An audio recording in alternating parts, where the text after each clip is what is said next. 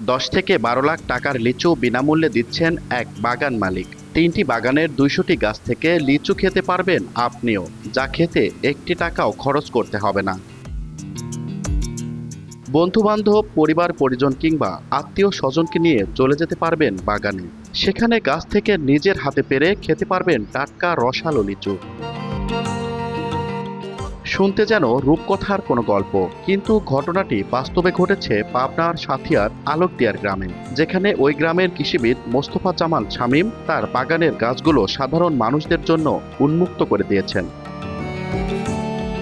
স্থানীয়দের দাবি, এ বাগানে ঢুকতে কোনো অনুমতি লাগে না।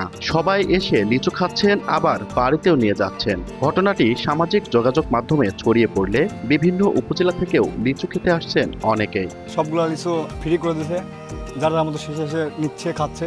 খুব সুন্দর একটা বিষয় ভাই। অনেক জেলা থেকে লোকজন আসছে, পাশাপাশি আরও উপজেলা আছে, পাবনা জেলার যে কটা উপজেলা, সকলে আসছে লিচু খেতে। পরিবেশটা খুব আনন্দমুখর দেখা যাচ্ছে, আমাদেরও ভালো লাগছে। আর ফোটানোর ঝামেলা ছাড়াই নিরাপদ পানির জন্য ঘরে আনুন পিওরিট। কল করুন 16627। ফ্রি হয়ে অনেক ভালো লাগছে। আমরা বাজার থেকেও খেলাম আজকে। আটি লিচুগুলো এখনও 260 টাকা 160 টাকার মতো যাচ্ছে আটি লিচু। তো বোম্বে লিচুগুলো এখনও ওঠে নাই, তবে এখানে বোম্বাই এবং আটি লিচু দুইটাই পেলাম। জনগণের জন্য ফ্রি করলো, এটাকে দৃষ্টিনন্দন। প্রায় টাকার হিসাবে করতে প্রায় 10-12 লাখ টাকা সে বিক্রি করতে পারতো। সে কেন ফ্রি করলো? পাবনা জেলার মানুষ কলিজা বড় বলতেই পারি, তার জন্য দোয়া রইল। বাগান মালিকের দাবি, প্রায় 1.5 যুগ আগে পৈতৃক জমিতে তিনি লিচু বাগান তৈরি করেন। গ্রামের মানুষদের ভালোবাসার কারণেই এমন উদ্যোগ নিয়েছেন তিনি।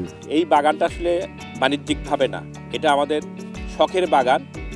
এই বাগানের যে ফলগুলো যা হয় আমরা আসলে বিক্রি করি না।